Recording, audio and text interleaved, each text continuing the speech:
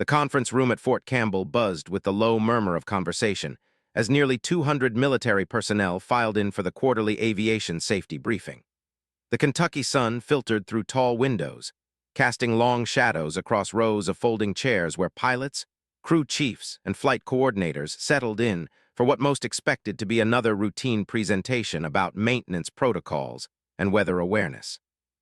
Colonel James Mitchell stood at the podium, adjusting his glasses as he scanned the familiar faces before him.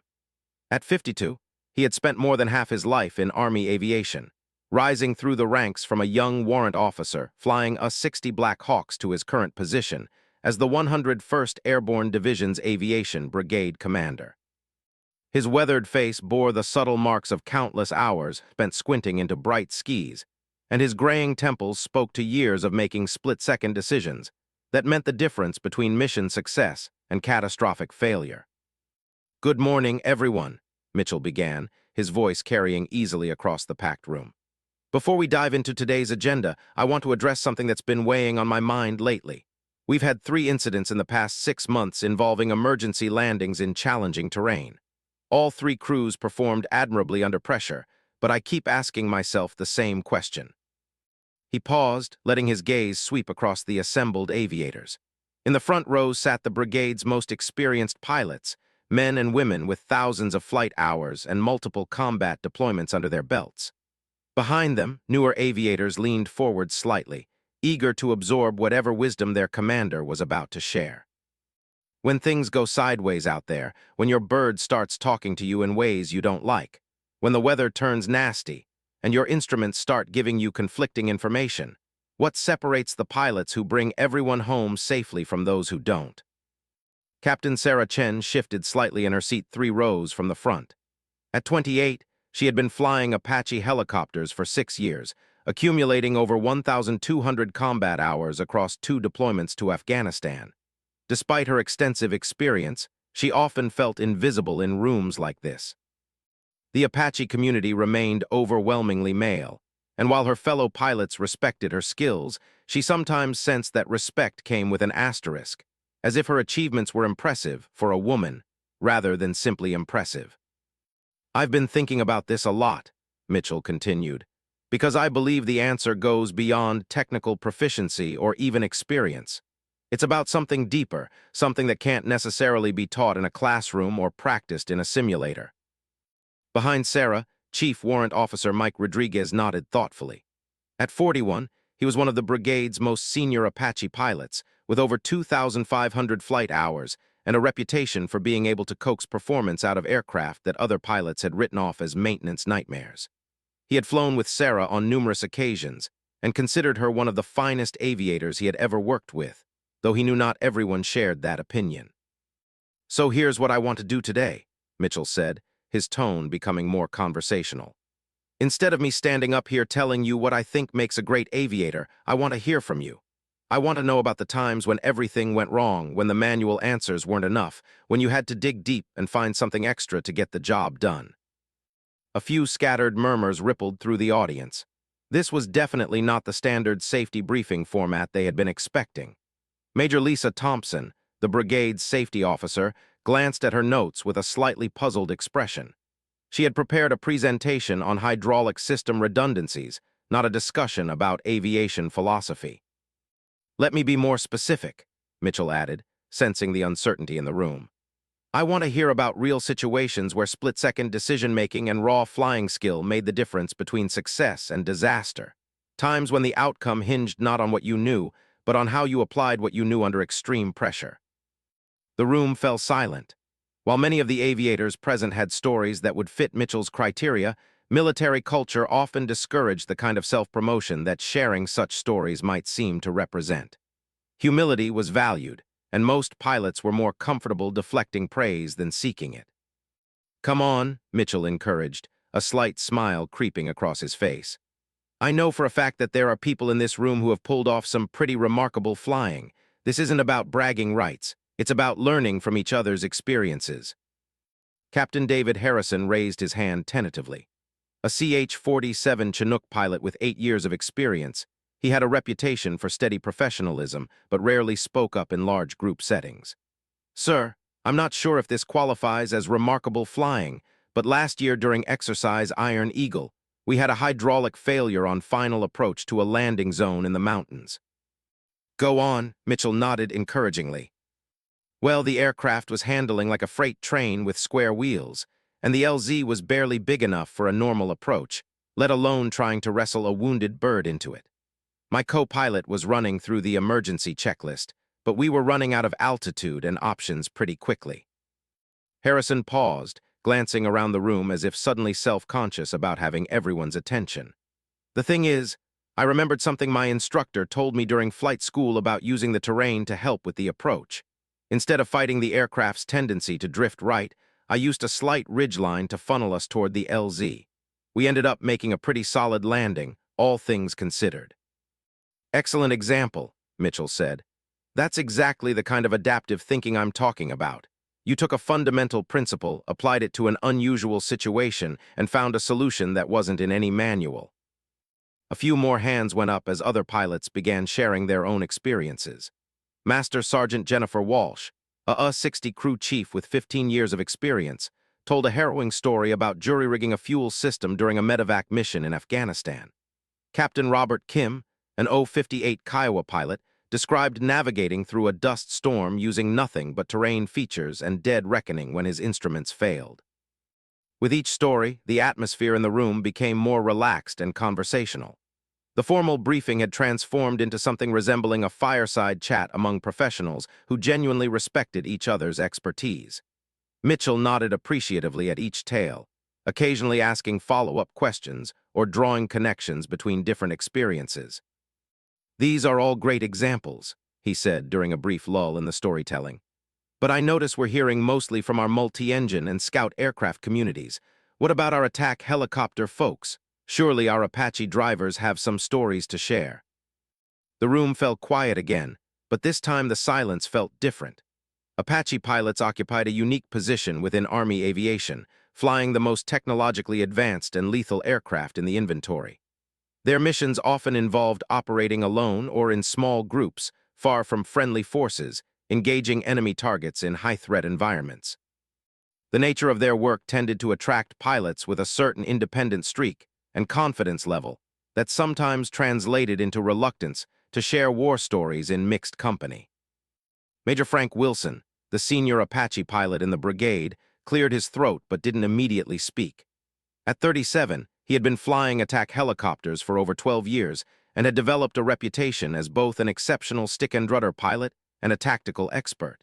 However, he also maintained a certain professional reserve that younger pilots sometimes interpreted as arrogance. "Sir," Wilson finally said, "I think most of us in the Apache community prefer to let our mission reports speak for themselves. We're not really in the business of telling war stories." A few other Apache pilots nodded in agreement, and Sarah felt a familiar frustration building in her chest. She had dozens of stories that would fit perfectly with what Colonel Mitchell was asking for, moments when her flying skills and tactical decision-making had made the difference between mission success and failure. But she also knew that sharing such stories as one of only 3 female Apache pilots in the brigade would likely be viewed through a different lens than similar stories from her male counterparts. Mitchell sensed the subtle tension that had entered the room. He had been around long enough to recognize the unspoken dynamics that existed within different aviation communities, and he knew that Apache pilots often felt they were held to different standards than other aviators. Their aircraft cost more, their missions were more complex, and their margin for error was often smaller than what other pilots faced. "I understand that perspective, Major Wilson," Mitchell replied carefully. "And I certainly don't want anyone to feel like they're being put on the spot. But I think there's value in sharing experiences, especially when those experiences might help other aviators facing similar challenges." The colonel paused for a moment, considering his next words. "Let me ask this differently. In your experience, what sets apart truly exceptional Apache pilots from those who are merely competent?" Wilson shifted slightly in his seat, clearly thinking through his response. "Well, sir, I think it comes down to systems integration. An Apache has so many different capabilities that managing them all effectively under pressure requires a level of multitasking and prioritization that's pretty unique. You're not just flying the aircraft, you're managing sensors, weapon systems, communication equipment, navigation aids, and threat detection systems all simultaneously. That's a good point, Mitchell acknowledged. It sounds like cognitive load management is a critical skill. How do pilots develop that ability? Experience mostly, Wilson replied. You can simulate a lot of things, but there's no substitute for actual flight time in challenging conditions. The pilots who excel are the ones who can maintain situational awareness across multiple domains while still flying precisely enough to employ weapons effectively. Chief Warrant Officer Rodriguez nodded in agreement. Major Wilson's absolutely right about the complexity factor, but I think there's another element too. The best Apache pilots I've flown with have this ability to think several steps ahead, like chess players. They're not just reacting to what's happening now, they're anticipating what might happen next and positioning themselves accordingly. Can you give me an example of what that looks like in practice? Mitchell asked. Rodriguez glanced around the room, nodding that he had everyone's attention. Well, let's say you're providing close air support for a ground unit that's taking fire from multiple positions. A good pilot will engage the immediate threat. A great pilot will engage the immediate threat while simultaneously positioning for the secondary targets and keeping an eye on potential escape routes or reinforcement paths. The discussion continued for several more minutes, with various Apache pilots contributing insights about tactics, decision-making, and aircraft management. Sarah listened carefully, impressed by the depth of knowledge being shared, but also increasingly aware of something unspoken in the conversation. All the examples being discussed were theoretical or generalized. Unlike the earlier stories from other aircraft communities, the Apache pilots weren't sharing specific instances of exceptional flying or decision-making. They were talking about concepts and principles rather than personal experiences. Mitchell seemed to notice this as well. These are all excellent points about what makes Apache operations complex and demanding, he said. But I'm still hoping to hear about specific situations where these principles were put to the test, times when the standard procedures weren't enough and individual skill made the difference. The silence that followed felt heavier than before. Sarah could sense the discomfort among her fellow Apache pilots, but she also understood it. In a community where competence was assumed and excellence was expected, admitting to having faced situations that required extraordinary measures could be seen as an acknowledgement of poor planning or inadequate preparation. Captain Mike Stevens, one of the younger Apache pilots, finally spoke up. Sir, I think the issue is that when we do our jobs correctly, extraordinary measures shouldn't be necessary. Good mission planning, proper aircraft configuration, and adherence to tactics, techniques, and procedures should prevent most emergency situations. That's certainly the ideal, Mitchell replied. But we all know that the real world has a way of throwing curveballs that no amount of planning can anticipate. Weather changes, intelligence proves incorrect, equipment fails, enemy actions exceed expectations. In those moments, what separates successful outcomes from unsuccessful ones? The question hung in the air, and Sarah found herself thinking about a mission she had flown 8 months earlier in Afghanistan. Her Apache had taken small arms fire that damaged one of the engine's oil pressure sensors, forcing her to continue the mission with degraded system information while providing emergency close air support for a surrounded patrol.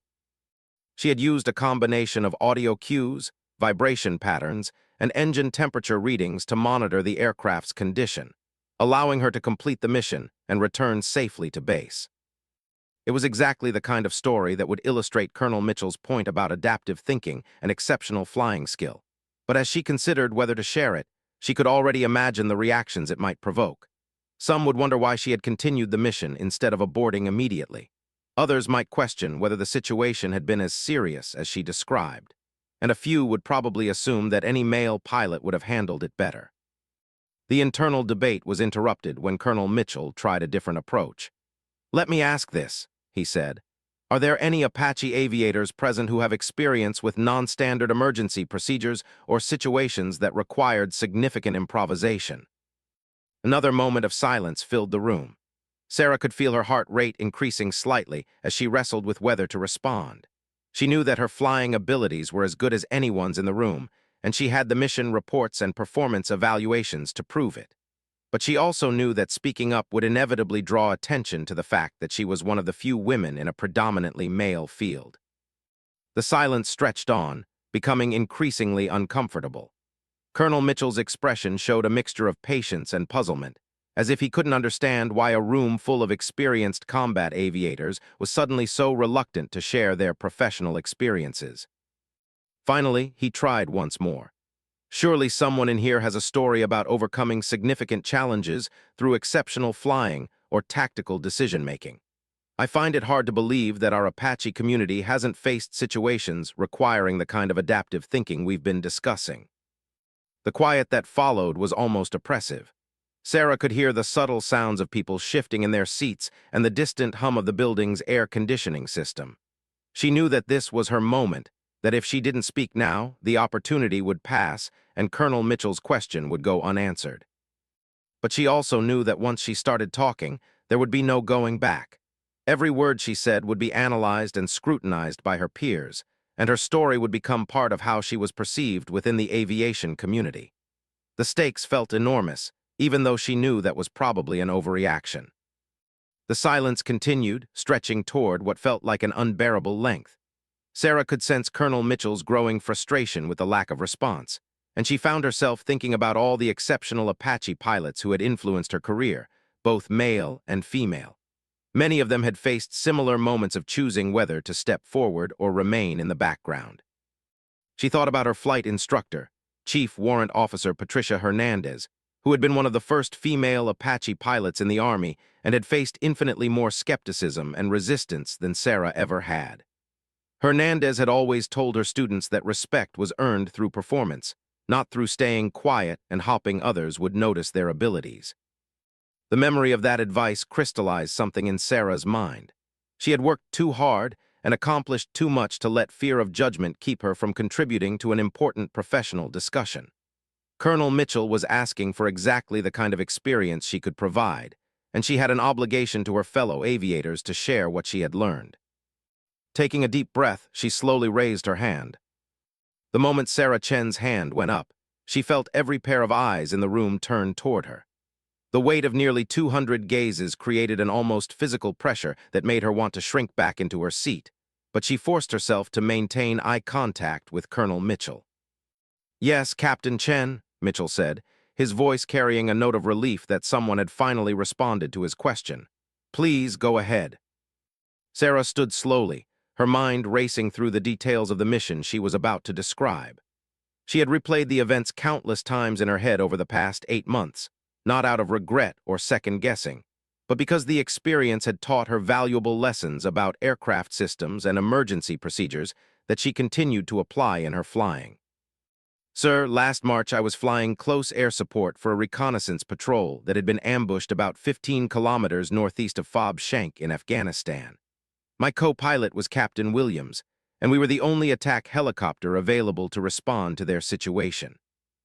She paused briefly, gathering her thoughts. The story she was about to tell was complex, involving multiple systems failures and tactical considerations that had required her to make decisions far outside the scope of standard operating procedures. But she knew that if she was going to share it, she needed to provide enough detail for others to understand both the challenges she had faced and the reasoning behind her actions. The patrol had been moving through a valley when they were engaged by enemy forces from multiple positions along the ridgelines. By the time we arrived on station, they were pinned down in a dry riverbed with wounded personnel and running low on ammunition. The enemy had positioned themselves well, using natural cover that made target acquisition difficult. As Sarah spoke, she could see other pilots leaning forward slightly, their professional interest clearly engaged. Mission stories like this one resonated with aviators because they illustrated the kind of complex scenarios that textbooks and training exercises could only approximate. Our initial gun runs were effective, and we managed to suppress several enemy positions, but during our third pass, we started taking ground fire. Most of it was small arms, but there were at least 2 positions with what appeared to be medium machine guns that were putting out concentrated fire. Captain Rodriguez nodded knowingly. He had flown similar missions and understood how quickly the tactical situation could change when enemy forces were well-positioned and determined. The balance between providing effective support for ground troops and maintaining aircraft survivability was one of the most challenging aspects of close air support operations. On our 4th gun run, Sarah continued, We took several hits. Most of them seemed to be in non-critical areas, but about 30 seconds after we cleared the target area, I started getting unusual readings from the number 2 engine oil pressure system. Major Wilson shifted in his seat, his expression showing increased attention. Engine problems in a combat environment represented every Apache pilot's nightmare scenario, particularly when friendly forces on the ground were depending on continued air support. The oil pressure indicator was fluctuating between normal and low readings, and I could hear a subtle change in the engine's sound that suggested we might have sustained damage to one of the oil lines or sensors, Sarah explained. Captain Williams ran through the emergency checklist, but the symptoms didn't match any of the standard malfunction patterns exactly. She could see several pilots exchanging glances, and she knew they were thinking through the same decision matrix she had faced in the cockpit that day. Standard procedures called for an immediate return to base anytime engine parameters moved outside normal ranges, but standard procedures didn't account for friendly forces under fire with no other available air support. The patrol leader was requesting immediate re-engagement because the enemy forces were attempting to flank his position, and we could see muzzle flashes from at least 6 different locations. If we left to deal with our engine issue, there was a real possibility that the patrol would be overrun before other air support could arrive. Colonel Mitchell was listening intently, and Sarah could see that he was beginning to understand the complexity of the situation she was describing. This wasn't a simple story of mechanical failure and emergency procedures. It was a case study in decision-making under pressure, where multiple competing factors had to be weighed against each other with incomplete information and limited time. I made the decision to continue the mission, but I modified our tactics to reduce the stress on the aircraft while still providing effective fire support. Instead of the standard gun-run profiles, we started using longer standoff distances and shallower dive angles to minimize the engine power changes that seemed to be affecting the oil pressure readings. Chief Warrant Officer Martinez, one of the maintenance officers in the audience, raised an eyebrow slightly. Sarah's description suggested that she had developed an intuitive understanding of how flight profile changes might affect a damaged engine system, which required both mechanical knowledge and exceptional feel for aircraft performance. We also started using the 30mm cannon more than the rockets, Sarah continued, because the cannon engagements required less maneuvering and allowed me to maintain more consistent engine parameters. Captain Williams monitored all the engine readings continuously and kept me informed of any changes. The room was completely silent now, with everyone focused on Sarah's account of managing multiple critical factors simultaneously. She was describing the kind of multitasking and systems integration that Major Wilson had mentioned earlier, but in the context of a real-world situation where the stakes were measured in lives rather than training scores. The challenging part was that the oil pressure readings continued to fluctuate throughout the engagement, and we couldn't tell whether the problem was getting worse, staying stable, or potentially even improving. The engine temperature was staying within normal limits, but the pressure indications were unreliable enough that we couldn't trust them completely.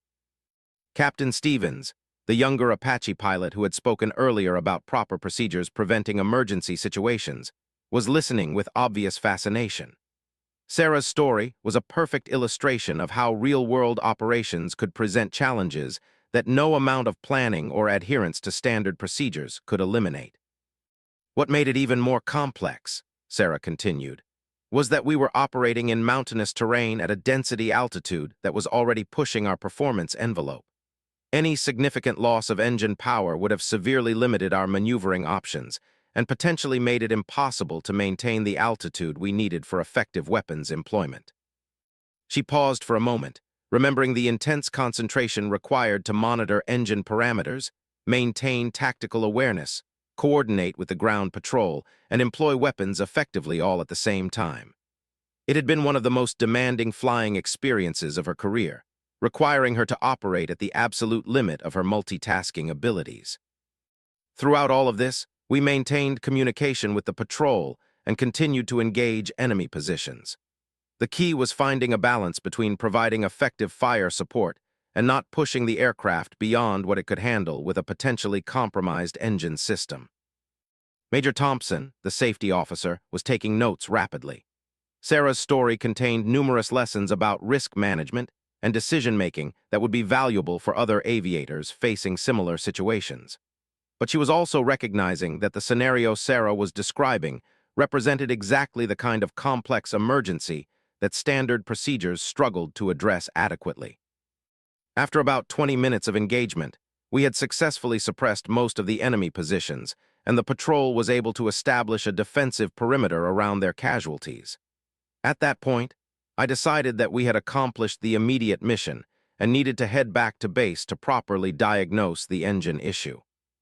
The logical progression of Sarah's decision-making was impressive to the other pilots in the room. She had clearly thought through each phase of the mission systematically, weighing the risks and benefits of different courses of action while maintaining focus on both the immediate tactical situation and the longer-term aircraft safety considerations. The flight back to base was probably the most challenging part of the entire mission, Sarah admitted. We had to cross several mountain ridges, and I wasn't sure how the engine would respond to the power changes required for climbing and descending. I ended up planning a route that minimized altitude changes and allowed us to maintain relatively constant power settings. Captain Harrison, the Chinook pilot who had shared the first story of the briefing, nodded in understanding. Flight planning under emergency conditions required a different mindset than normal operations, with much greater emphasis on contingency planning and conservative decision-making. Captain Williams continued monitoring all the engine parameters throughout the flight, and we established communication with maintenance control to have them standing by when we arrived. The interesting thing was that once we were in cruise flight at constant power settings, the oil pressure readings stabilized and stayed within normal limits. This detail caught the attention of several maintenance personnel in the audience. Intermittent problems that appeared during certain flight regimes, but not others, were among the most challenging issues to diagnose and repair, often requiring extensive troubleshooting to identify the root cause. We made a precautionary landing at the main base rather than our forward operating location, and the maintenance team immediately began a comprehensive inspection of the engine and oil system. What they found was pretty interesting, and it validated some of the decisions I had made during the mission. Sarah could see that she had the complete attention of everyone in the room now. Her story had evolved from a simple account of emergency procedures into a detailed case study of problem-solving and decision-making under pressure. The inspection revealed that one of the oil pressure sensor lines had been damaged by small arms fire, creating an intermittent connection that caused the erratic readings I had been seeing. The actual oil pressure had remained within normal limits throughout the entire mission, but the damaged sensor was providing unreliable information. Several pilots exchanged meaningful glances at this revelation. Sarah's decision to continue the mission had been based on incomplete and misleading information, which made her successful completion of the mission even more impressive from a technical standpoint. The maintenance team also found that the engine's performance had actually been normal throughout the flight, which explained why the temperature readings had remained stable, and why the oil pressure had stabilized during cruise flight when the aircraft wasn't maneuvering heavily. Major Wilson was shaking his head slightly, but his expression showed respect rather than criticism. He understood better than most how difficult it was to make good decisions when aircraft systems were providing conflicting or unreliable information. So the bottom line, Sarah concluded, was that my decision to continue the mission turned out to be the right one from both a tactical and a mechanical standpoint.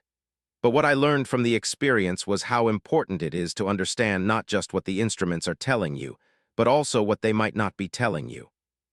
She paused briefly, then continued with what she considered the most important lesson from the mission. I also learned that sometimes you have to trust your feel for the aircraft as much as you trust the instruments. The engine was running normally, the aircraft was handling normally, and my instinct told me that we weren't dealing with a catastrophic failure. But I had to balance that instinct against the possibility that I was wrong and the potential consequences of being wrong. The depth of Sarah's analysis impressed the other aviators in the room. She wasn't just recounting events. She was demonstrating the kind of systematic thinking and learning that characterized truly professional pilots. The other thing that struck me afterward, she added, was how much the mission reinforced the importance of crew coordination. Captain Williams's monitoring and communication throughout the flight were essential to making good decisions. I couldn't have managed all those variables effectively without having complete confidence in my co-pilot's ability to track the technical details while I focused on flying and tactical employment. Chief Warrant Officer Rodriguez smiled slightly at this comment. He had flown with both Sarah and Captain Williams on multiple occasions and knew that their crew coordination was exceptional. But he also recognized that Sarah was highlighting an important point about how individual skill and team performance complemented each other in challenging situations. Colonel Mitchell had been listening intently throughout Sarah's presentation, and his expression showed both appreciation for the story and recognition of its broader implications. Captain Chen, that's an excellent example of exactly the kind of adaptive thinking and decision-making we need to develop in all our aviators. You were dealing with incomplete information, multiple competing priorities, and significant time pressure. Yet you managed to make decisions that resulted in mission success and safe recovery of your aircraft. He paused for a moment, then continued. What I find particularly valuable about your experience is how it illustrates the importance of understanding systems integration, as Major Wilson mentioned earlier. You weren't just responding to engine indications. You were considering how those indications related to aircraft performance, mission requirements, tactical constraints, and crew coordination all at the same time. Sarah felt a wave of relief wash over her as she realized that her story had been received exactly as she had hoped.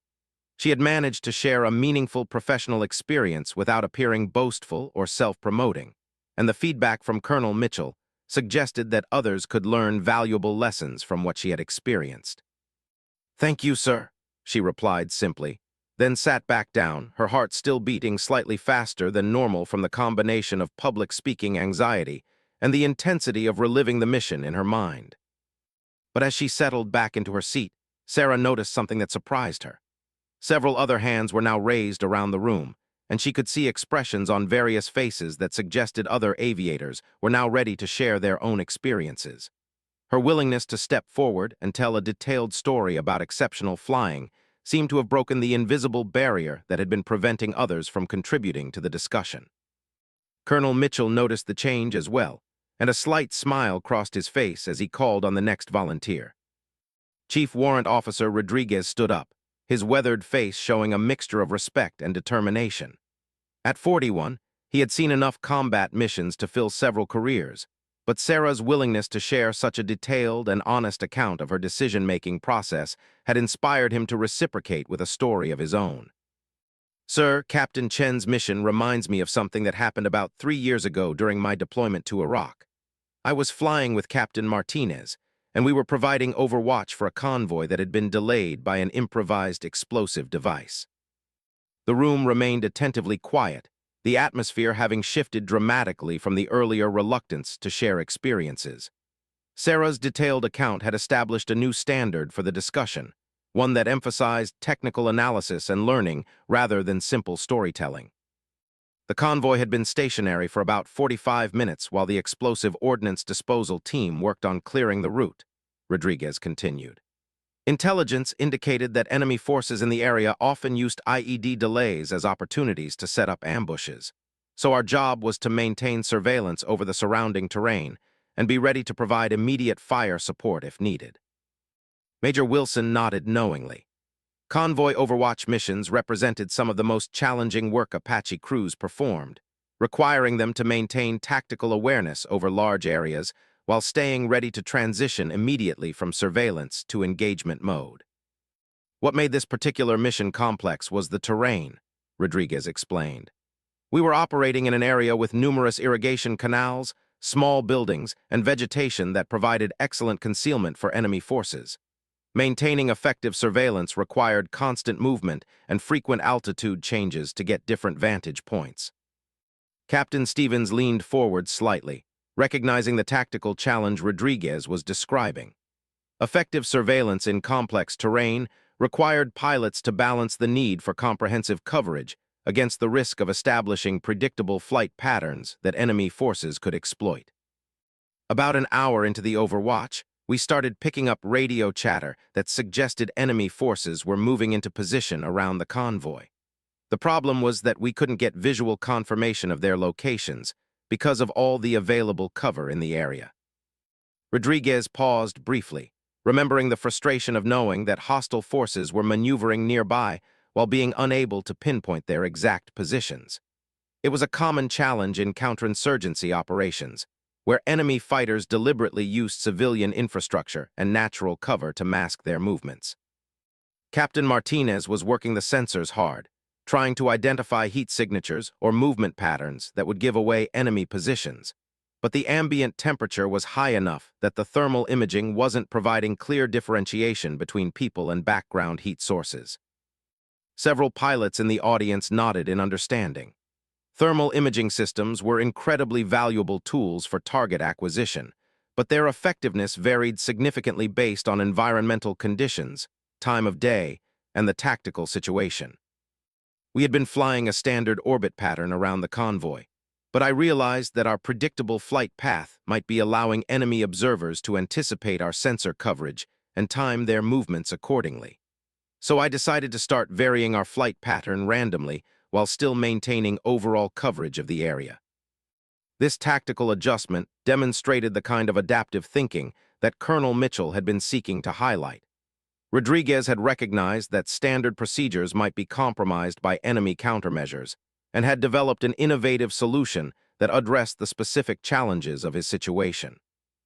The random pattern changes seemed to be working because we started picking up brief glimpses of movement that suggested enemy forces were having trouble predicting when they would be under direct observation. But then we encountered a different problem. Rodriguez's expression became more serious as he continued with his story. The frequent flight pattern changes and constant maneuvering were putting a lot of stress on our fuel consumption, and we were approaching the point where we would need to depart for refueling. The convoy was still delayed, and there was no immediate replacement aircraft available to take over the Overwatch mission. The fuel management challenge was something every combat aviator could relate to. Mission requirements often conflicted with aircraft limitations, forcing pilots to make difficult decisions about risk versus mission accomplishment. I started calculating different options for extending our time on station, including reducing power settings and optimizing our flight profiles for fuel efficiency. But the real breakthrough came when Captain Martinez suggested that we try a different surveillance approach altogether. Sarah found herself completely absorbed in Rodriguez's account, recognizing the same kind of systematic problem-solving that had characterized her own mission experience. The willingness to question standard procedures and develop innovative solutions seemed to be a common thread among successful combat aviators.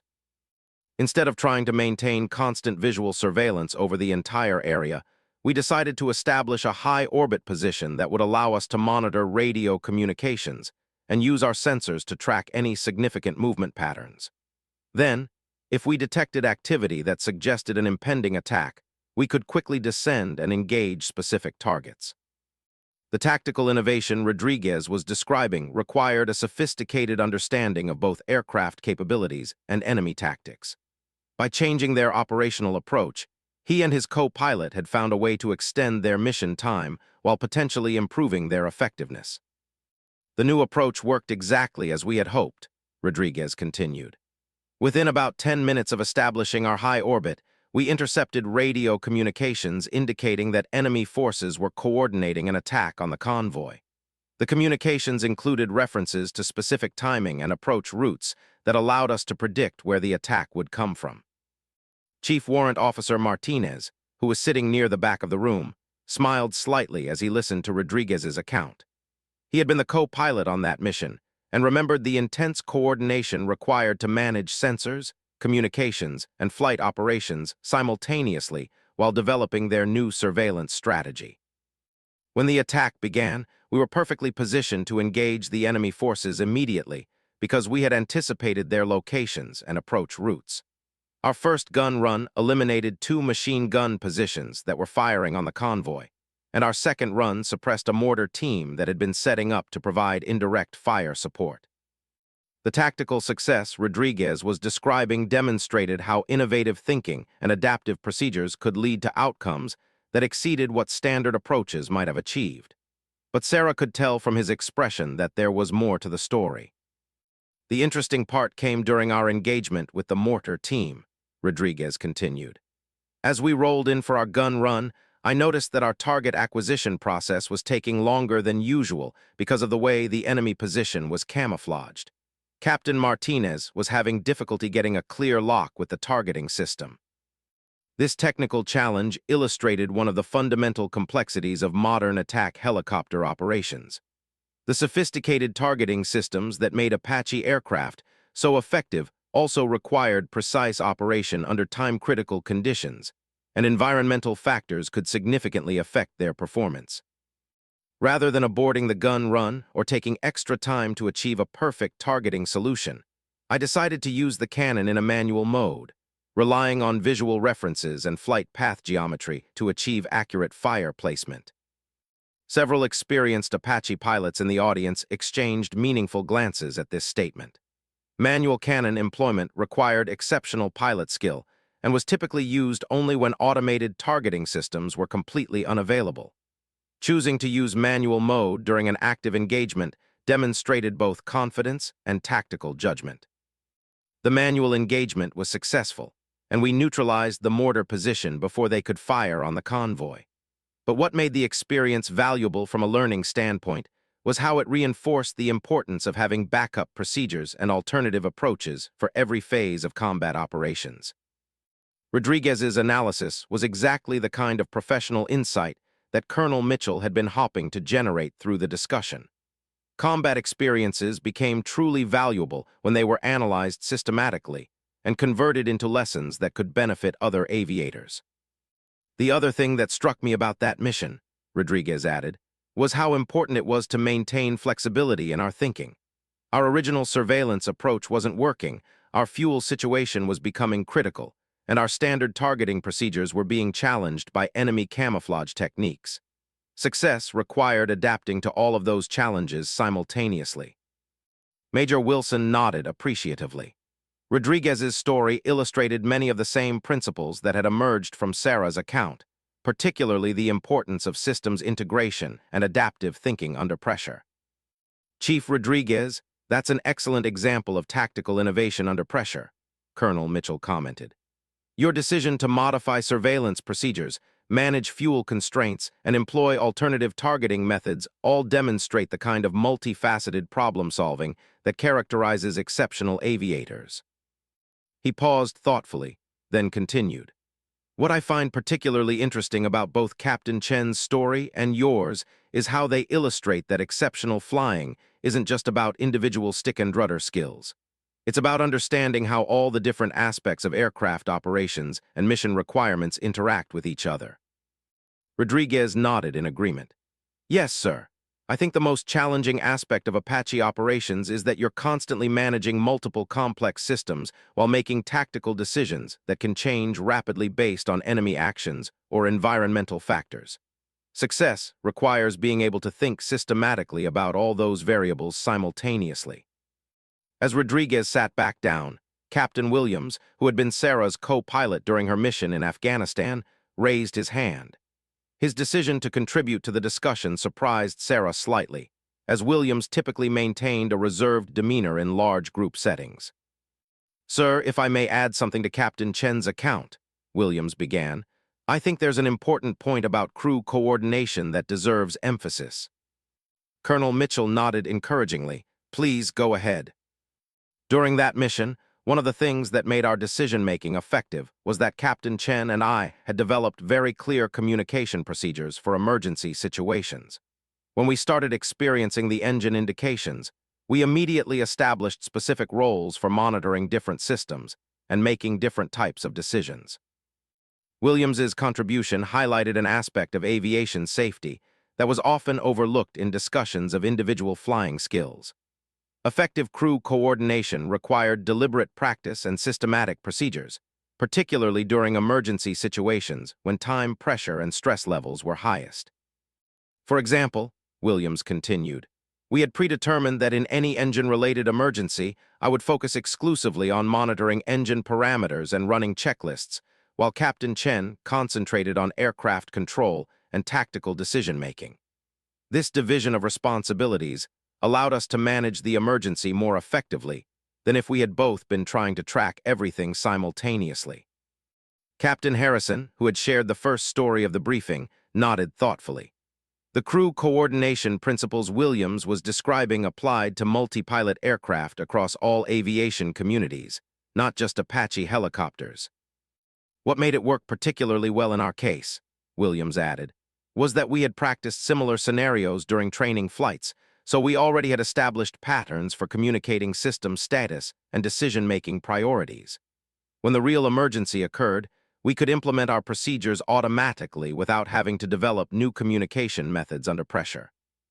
Sarah appreciated Williams's decision to contribute to the discussion, particularly because his perspective as the co-pilot provided additional depth to the story she had shared. But she also recognized that his emphasis on preparation and systematic procedures was addressing a broader point about how exceptional performance was developed over time. Captain Williams raises an excellent point about the importance of preparation, Colonel Mitchell observed. Individual flying skills are obviously critical, but crew coordination and systematic emergency procedures are equally important for managing complex situations effectively. The colonel glanced around the room, noting that several more hands were raised, and that the overall atmosphere had become much more engaged and collaborative than it had been at the beginning of the briefing. "I'm seeing a pattern in these stories that I think is worth highlighting," Mitchell continued. "Each of you has described situations where standard procedures provided a foundation for decision-making, but success required going beyond those procedures to develop innovative solutions to specific challenges." He paused briefly, organizing his thoughts. Captain Chen modified her tactical employment to accommodate potential engine limitations. Chief Rodriguez developed new surveillance procedures to address fuel constraints and enemy countermeasures. Captain Williams emphasized the importance of systematically preparing for emergency decision-making. All of these represent examples of what I would call adaptive professionalism. The term adaptive professionalism resonated with many of the aviators in the room because it captured something they all recognized, but had struggled to define precisely. It represented the ability to maintain high standards and systematic approaches while remaining flexible enough to address unique challenges and unexpected situations. Major Thompson, the safety officer, had been taking detailed notes throughout the discussion and was beginning to see how the experiences being shared could be incorporated into future training programs and safety briefings. The stories illustrated practical applications of risk management principles that were often difficult to convey through theoretical discussions. "Sir, I think these examples also highlight how important it is for aviators to understand not just how to operate their aircraft systems, but also why those systems work the way they do," Thompson added. "The ability to troubleshoot problems and develop alternative procedures seems to require a deeper level of technical understanding than what's needed for routine operations." Several maintenance personnel in the audience nodded in agreement with Thompson's observation. The maintenance community had long recognized that the most effective pilots were those who understood their aircraft as complex mechanical and electronic systems, rather than simply as vehicles that responded to control inputs. Master Sergeant Jennifer Walsh, the experienced U-60 crew chief who had shared an earlier story, stood up with a thoughtful expression. Her years of working closely with pilots during maintenance operations had given her a unique perspective on the relationship between technical understanding and operational effectiveness. "Sir, if I may add something to Major Thompson's point," Walsh began, "what I've noticed over 15 years of working with aviators is that the pilots who handle emergencies most effectively are usually the ones who spend time in the maintenance shops, asking questions about how systems work and what causes different types of failures." Her observations sparked nods of agreement from several maintenance personnel scattered throughout the audience.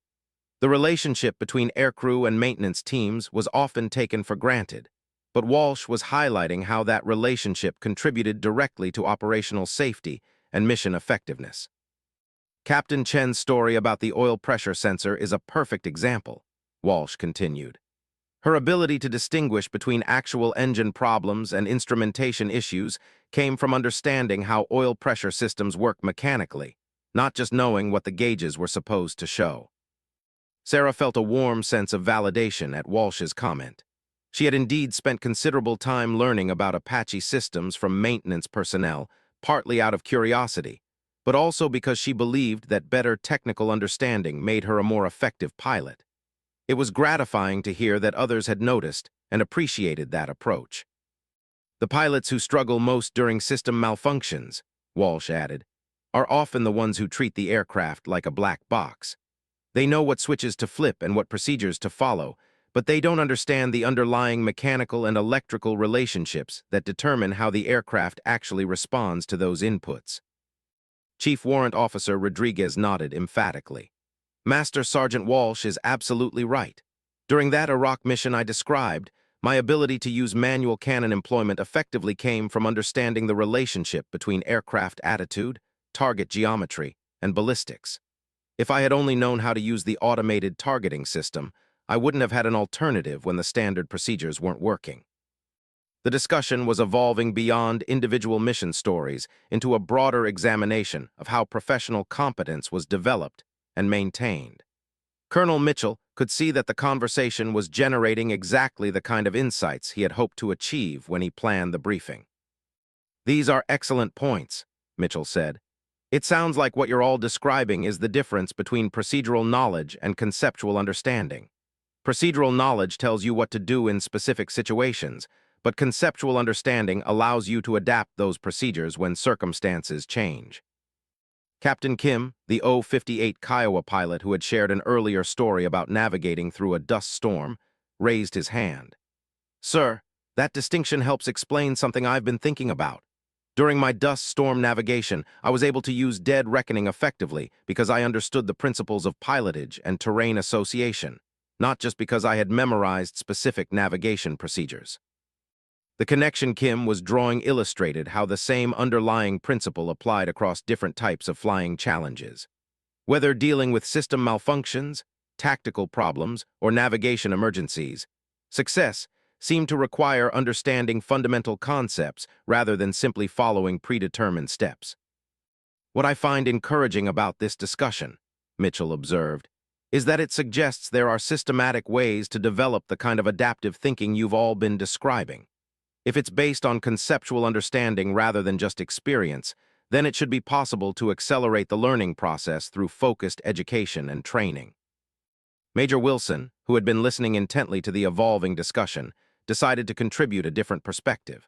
"Sir, I think that's true to some extent, but I also believe that experience plays a role that can't be completely replaced by classroom learning. The ability to remain calm and think clearly under extreme pressure is something that has to be developed through actual exposure to challenging situations." Wilson's point about pressure management resonated with many of the aviators in the room.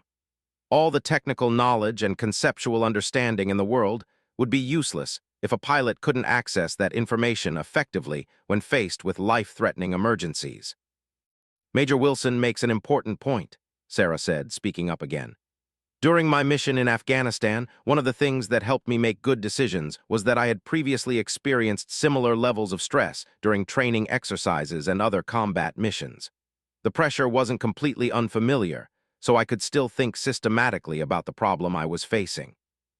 Her comment highlighted the importance of gradually exposing aviators to increasing levels of challenge and complexity throughout their careers. Building stress tolerance and decision-making capability required deliberate practice under realistic conditions. "That raises an interesting question about how we structure our training programs," Colonel Mitchell said. "If stress tolerance and pressure management are critical capabilities, then we should be systematically developing those abilities rather than just hoping they emerge naturally through experience." Captain Stevens, the younger Apache pilot who had earlier emphasized the importance of following proper procedures, looked thoughtful as he processed the direction the conversation was taking. "Sir, I'm starting to understand that what I said earlier about proper procedures preventing emergencies was probably oversimplified. It sounds like emergencies are sometimes unavoidable, and what matters is how effectively we respond to them." His willingness to reconsider his earlier statement demonstrated the kind of intellectual humility that characterized truly professional aviators. The ability to modify one's understanding based on new information was as important in aviation as it was in any other complex field. "Captain Stevens, I think your original point was valid within its context," Rodriguez said diplomatically. Proper procedures and thorough planning do prevent many emergency situations. But as these stories illustrate, there will always be scenarios that exceed the scope of standard procedures, and that's where adaptive thinking becomes critical. The balance Rodriguez was describing between systematic procedures and flexible thinking represented one of the fundamental challenges in aviation training. Students needed to learn disciplined adherence to established procedures, but they also needed to develop the judgment to know when those procedures were insufficient. I think what we're really talking about, Walsh added, is developing aviators who can operate effectively across the entire spectrum of situations they might encounter, from routine missions where standard procedures are perfectly adequate to extreme emergencies, where survival depends on innovation and adaptability. Her summary captured the essence of what made aviation such a challenging and rewarding profession. The technical demands were high, the consequences of failure were severe, and the range of situations that aviators might face was virtually unlimited. Master Sergeant Walsh has identified exactly what I was hoping this discussion would reveal, Mitchell said. We need aviators who are simultaneously disciplined and adaptable, technically competent, and tactically flexible, individually skilled and effective team members. The colonel paused, glancing around the room at the engaged faces before him.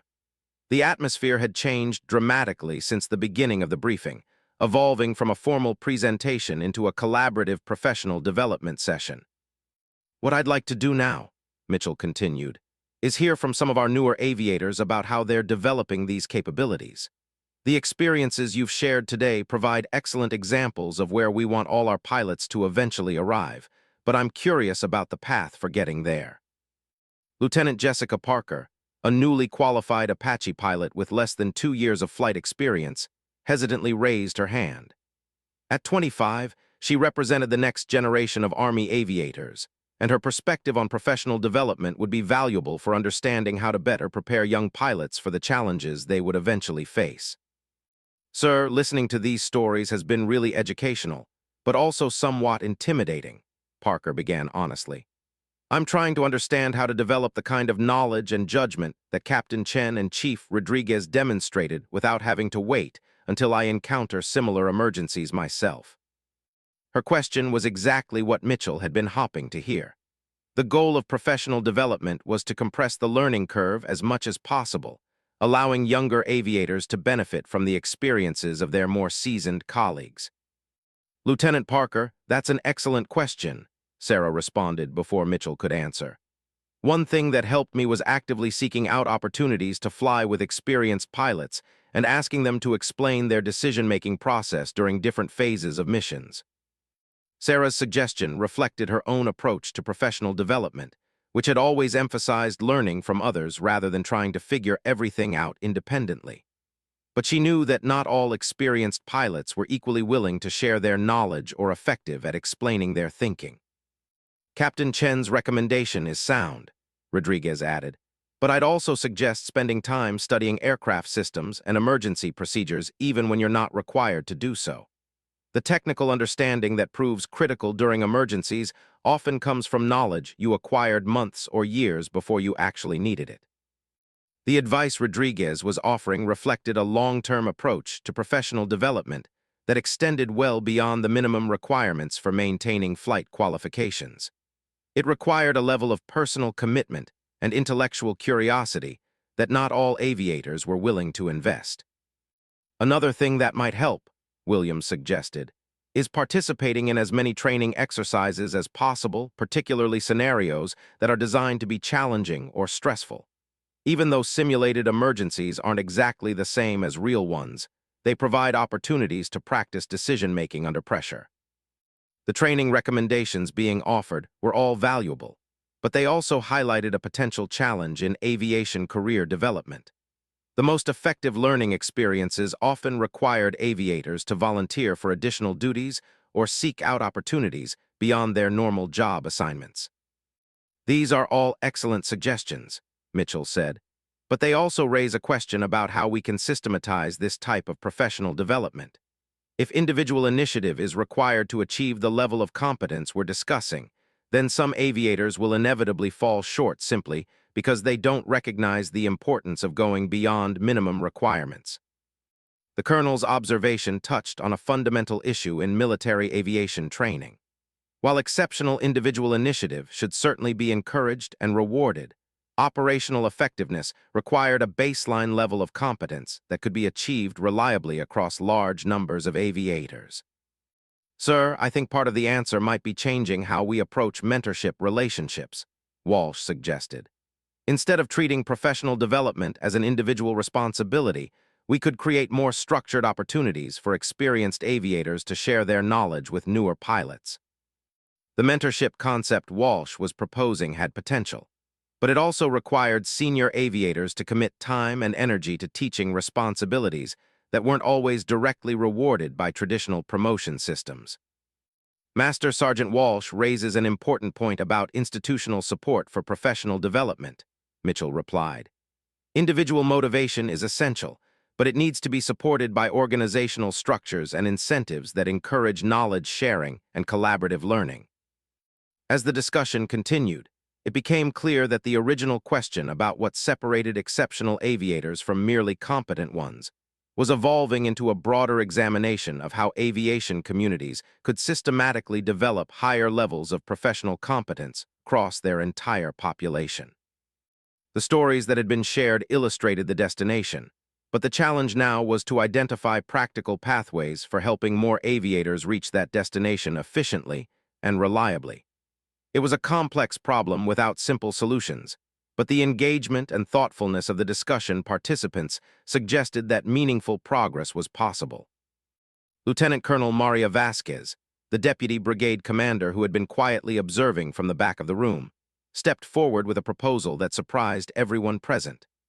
At 46, she had over 20 years of aviation experience spanning multiple aircraft types and had recently returned from a fellowship at the Army's Command and General Staff College, where she had studied organizational learning and professional development. Colonel Mitchell, if I may, Vasquez began, what I'm hearing today suggests we have an opportunity to transform how we approach professional development across the entire brigade. These stories and insights shouldn't be limited to the people in this room. Her intervention carried additional weight because of her position and reputation. Vasquez was known throughout the brigade as both an exceptional pilot and an innovative thinker about aviation training and safety. When she spoke about organizational issues, people listened carefully. What I'm envisioning, she continued, is a systematic program that captures these kinds of experiences and makes them available to all our aviators, particularly those who are still developing their expertise. We could create case study libraries, structured mentorship programs, and simulation scenarios based on real experiences like the ones we've heard today. The scope of Vasquez's proposal was ambitious, but it directly addressed the challenge that had emerged from the discussion about how to accelerate professional development across large numbers of aviators. Instead of relying on chance encounters and individual initiative, the brigade could create deliberate opportunities for knowledge transfer. Sarah found herself thinking about how such a program might have affected her own career development. Access to detailed case studies of challenging missions could have helped her develop tactical and technical knowledge more efficiently, and structured mentorship relationships might have provided guidance that she had been forced to discover through trial and error. Lieutenant Colonel Vasquez has identified exactly the kind of institutional innovation we need, Mitchell responded enthusiastically. The experiences shared today represent decades of accumulated knowledge and hard-won expertise. If we can find effective ways to transfer that knowledge to developing aviators, we could significantly improve both our operational effectiveness and our safety record. Captain Chen raised her hand tentatively. Sir, if we do move forward with something like this, I think it would be important to include perspectives from all our aviation communities, not just Apache pilots. Some of the most valuable lessons might come from understanding how different aircraft and mission types face similar challenges.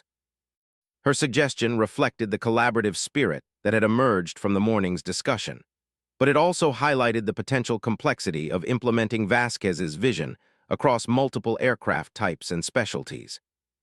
Captain Chen makes an excellent point, Rodriguez added. The fundamental principles of decision-making under pressure and systems integration apply regardless of what aircraft you're flying. A case study from a Chinook pilot dealing with mechanical problems might be just as valuable for Apache Aviators as stories from our own community. The cross-platform learning concept that Rodriguez was describing had additional benefits beyond simple knowledge transfer. Exposing aviators to challenges and solutions from other communities could broaden their perspective and encourage more innovative thinking about their own operations. I'd also suggest including maintenance personnel and other support specialists in any program we develop, Walsh added. Many of the technical insights that prove critical during emergencies come from understanding how aircraft systems actually work, and that knowledge often resides with our maintenance teams. Walsh's recommendation addressed one of the themes that had emerged repeatedly throughout the morning's discussion. The most effective aviators seemed to be those who understood their aircraft as complete systems rather than just as vehicles that responded to control inputs. Lieutenant Parker, who had asked the earlier question about professional development pathways, looked excited about the possibilities being discussed.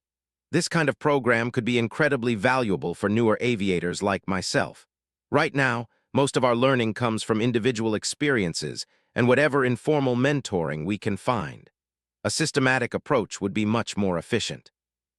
Her enthusiasm was shared by several other junior aviators in the room, but Parker's comment also highlighted a potential challenge.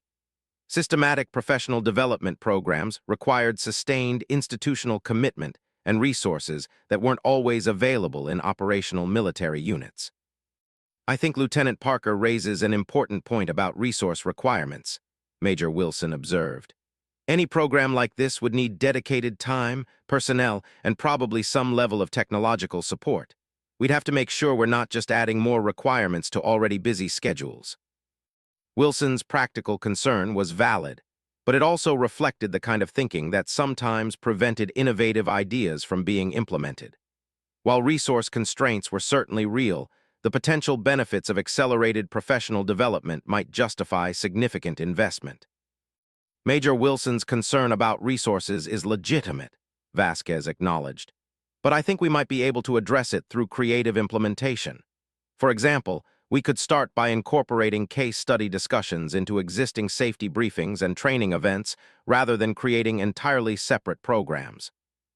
The evolutionary approach Vasquez was suggesting offered a way to test concepts and demonstrate value before committing to major organizational changes. It also provided opportunities to refine methods and identify what worked most effectively.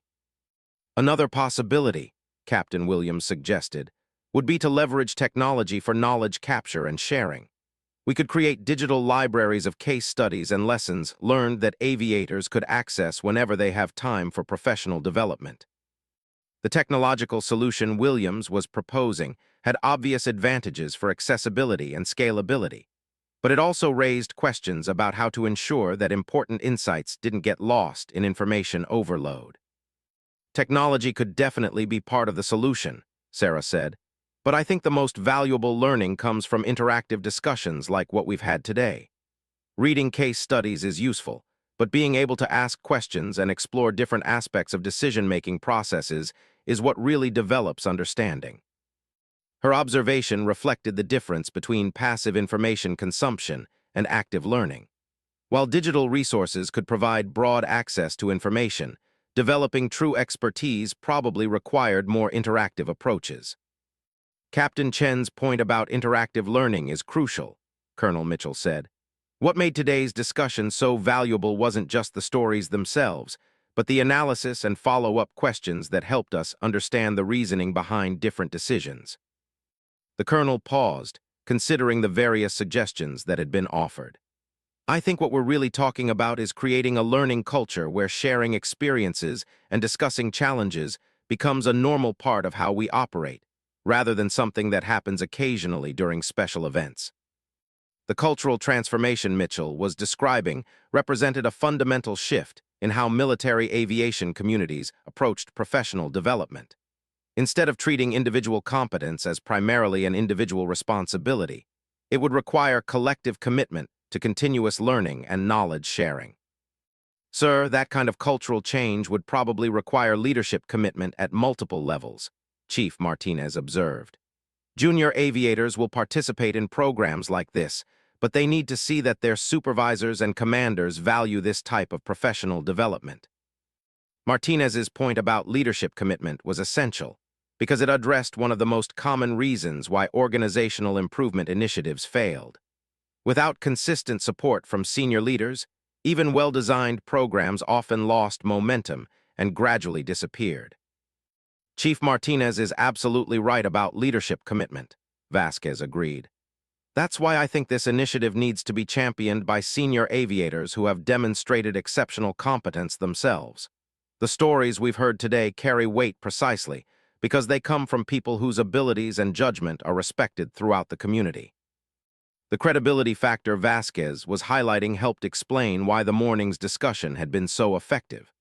Sarah's willingness to share a detailed account of her decision-making process had encouraged others to participate not just because it broke the ice, but because her reputation for competence gave weight to her story.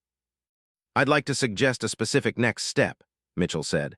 "Let's form a working group to develop a pilot program that incorporates the ideas we've discussed today.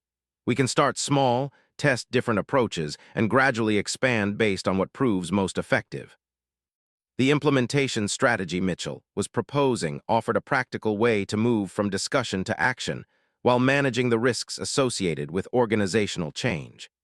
A pilot program would provide opportunities to learn and adapt without committing the entire brigade to unproven concepts. "I'd be honored to participate in that working group," Sarah volunteered, surprising herself slightly with her willingness to take on additional responsibilities. But the discussion had convinced her that the potential benefits of systematic professional development were worth the investment of time and effort. "Count me in as well," Rodriguez added. "I think we have an obligation to share what we've learned with the next generation of aviators, and this seems like an effective way to do that systematically." The enthusiasm for participation was encouraging, but it also highlighted the importance of maintaining momentum. Many good ideas in military organizations lost energy during the transition from discussion to implementation. "I'll coordinate the working group," Vasquez offered. "We can start by documenting the lessons learned from today's discussion and then develop specific proposals for testing different approaches to knowledge transfer and professional development." As the formal briefing drew to a close, the room buzzed with continued conversations about the ideas that had been discussed. Small groups of aviators clustered together, sharing additional stories and exploring implications of the concepts that had emerged. Sarah found herself surrounded by several junior aviators who wanted to discuss her mission in Afghanistan in more detail. Their questions were thoughtful and specific, focusing on the decision-making process and technical considerations rather than just the dramatic aspects of the story. "Captain Chen," Lieutenant Parker said, "what you described about balancing mission requirements against aircraft limitations really resonated with me. I've been struggling with how to make those kinds of judgment calls during training exercises, and your explanation of thinking through different risk factors systematically is really helpful." The conversation with Parker and the other junior aviators reinforced Sarah's belief that sharing professional experiences was valuable for the aviation community as a whole. The questions they asked helped her articulate aspects of her own thinking that she hadn't fully recognized before. Across the room, Colonel Mitchell was talking with Vasquez about implementation timelines and resource requirements for the proposed working group. Their discussion focused on practical details like meeting schedules, documentation standards, and integration with existing training programs. "The key," Mitchell was saying, "is to make sure this doesn't become just another bureaucratic requirement that people have to check off their lists. It needs to be genuinely valuable for professional development, or it won't sustain itself long-term." Vasquez nodded in agreement. "That's why starting with a pilot program makes sense. We can test different approaches and let the results speak for themselves rather than trying to mandate participation in something that might not work effectively." As people began filing out of the conference room, the energy level remained high. The discussion had accomplished something that formal training events rarely achieved. It had created genuine enthusiasm for continued learning and professional development. Rodriguez paused by Sarah's chair as she was gathering her notes. "Thanks for being willing to share your story today," he said quietly. I know it took some courage to speak up first, but I think your willingness to be open and detailed about your experience made it possible for the rest of us to contribute effectively. His acknowledgement meant more to Sarah than any formal recognition could have provided. The respect of her peers, earned through demonstrated competence and professional courage, represented the kind of achievement that had motivated her throughout her aviation career. I learned as much from everyone else's stories as they might have learned from mine, she replied honestly. That's what made the whole discussion so valuable. As Sarah walked back to her office, she reflected on how the morning's events had unfolded so differently from what anyone had expected. What began as a routine safety briefing had evolved into a catalyst for rethinking how the aviation community approached professional development and knowledge sharing. The working group that would emerge from today's discussion would face significant challenges in translating good intentions into effective programs. But the enthusiasm and commitment that had been demonstrated suggested that meaningful progress was possible. More importantly, the discussion had established new standards for professional dialogue within the brigade. The willingness to share detailed accounts of challenging experiences, analyze decision-making processes systematically, and learn collaboratively from each other's expertise had created a foundation for continued growth and improvement. For Sarah personally, the morning had represented a milestone in her career development. By choosing to step forward and share her experience when others remained silent, she had demonstrated a form of leadership that went beyond rank or position. She had helped create an environment where professional learning could flourish, and that contribution would benefit aviators throughout the brigade for years to come. The silence that had initially filled the room when Colonel Mitchell asked his question about Apache Aviators had been broken not just by her voice, but by her willingness to be vulnerable and honest about the challenges she had faced. That courage had catalyzed a transformation in how the entire aviation community thought about excellence, learning, and professional development. As she reached her office and began preparing for the afternoon's flight schedule, Sarah smiled slightly at the memory of that moment when she had raised her hand. Sometimes the most important leadership decisions were the ones that felt most difficult to make, and sometimes the greatest professional contributions came from simply being willing to speak when silence filled the room.